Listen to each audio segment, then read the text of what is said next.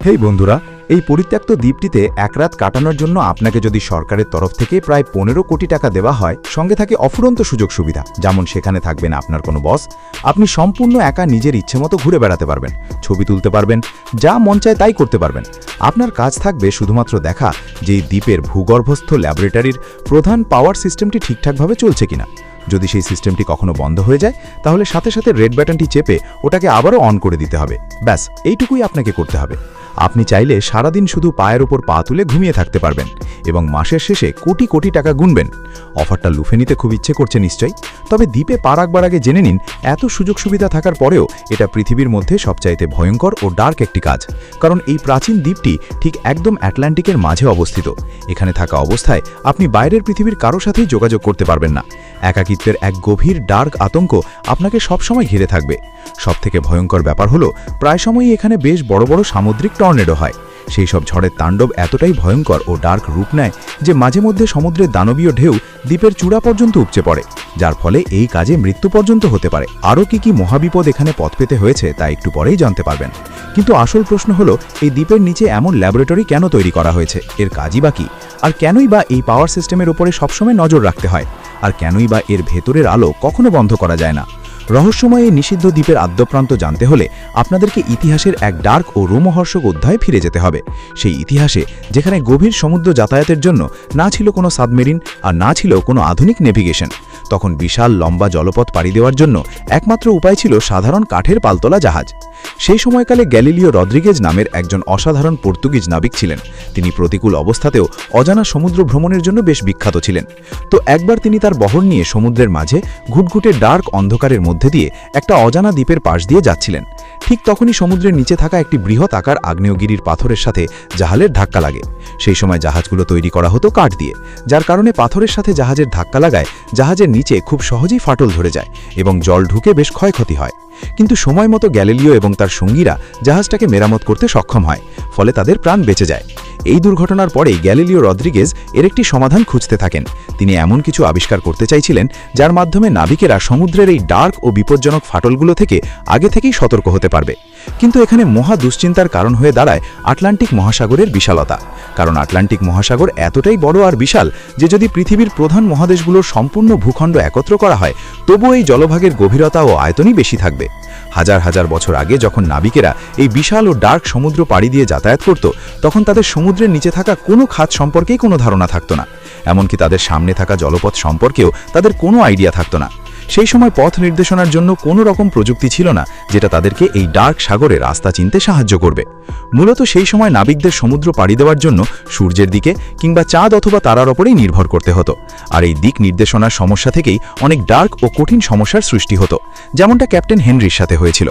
একবার captain Henry তার নাবিকদের সাথে মহাসাগর পাড়ি দিয়েছিলেন। তো একদিন রাতে হঠাৎ করে প্রবল ঝড় শুরু হয়। পুরো আকাশ ঢেকে যায় কালো মেঘে। স্বাভাবিকভাবেই আকাশের সব তারাও মেঘের নিচে ঢাকা পড়ে যায় এবং চারপাশ সম্পূর্ণ ডার্ক হয়ে যায়, যার কারণে প্রচণ্ড ঝড়ের মধ্যে তারা রাস্তা হারিয়ে ফেলে। যখন সকাল হয় তারা দেখতে পায় বিশাল সমুদ্রের মাঝে তারা হারিয়ে গেছে।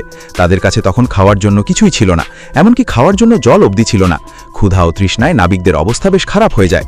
তারা সমুদ্রের বিশাল জলের মধ্যে থেকেও জলের অভাবে তৃষ্ণায় কাতর হয়ে গিয়েছিল, যার ফলে অনেক নাবিক মারা গিয়েছিল। এরপর অনেক কষ্টে অনেক দিন পর ক্যাপ্টেন তীরের দেখা পান।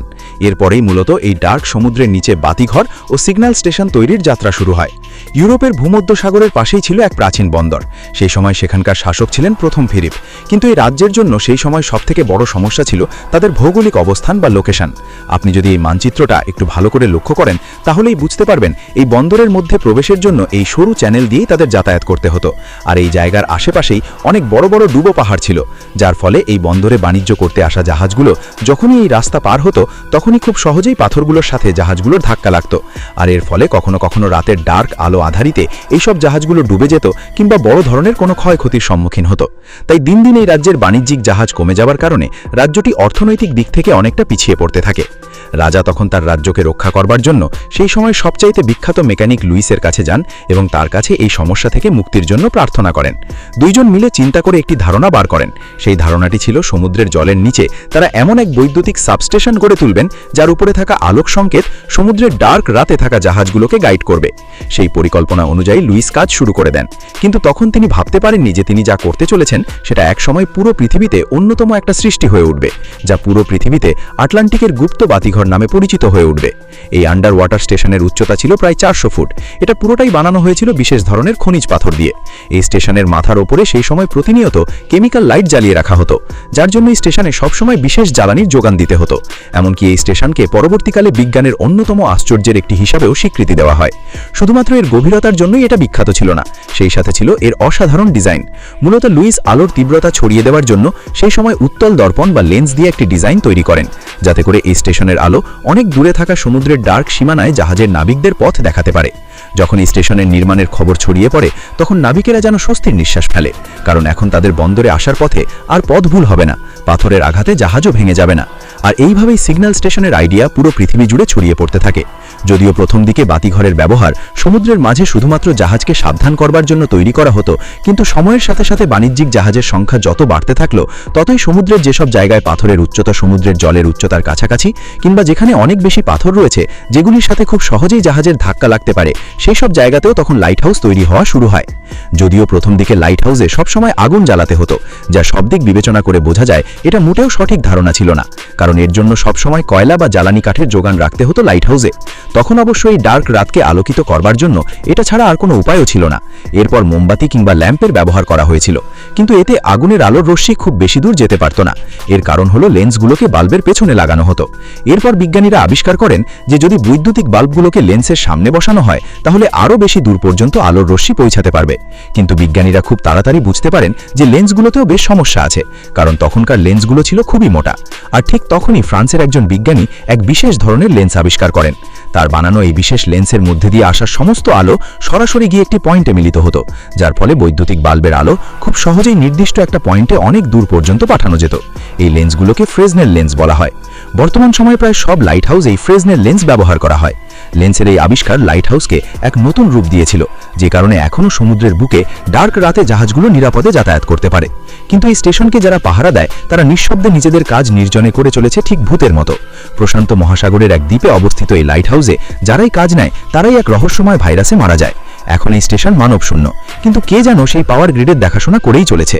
এমন অনেক লাইট হাউসের ডার্ক ও রহস্যময় গল্প প্রচলিত আছে, যা আপনাকে একটি রাতও দ্বীপে কাটানোর সাহস যোগাবে না। আর এই জন্যই তো কোনো স্বাভাবিক মানুষকে এত পারিশ্রমিক দেওয়ার পরেও নির্জন এই স্টেশনগুলিতে তারা থাকতে চায় না, কারণ কেউ কখনো নিজেকে এই ভয়ঙ্কর ও ডার্ক নির্জনতার মাঝে হারাতে চায় না। ভিডিওটি ভালো লাগলে অবশ্যই লাইক করুন এবং কমেন্ট বক্সে জানান আপনারা কি সমুদ্রের নিচের ভয়ঙ্কর ও ডার্ক কিছু ঘটনা সম্পর্কে ভিডিও দেখতে চান কিনা। সর্বশেষে thanks for watching, stay happy, stay cool.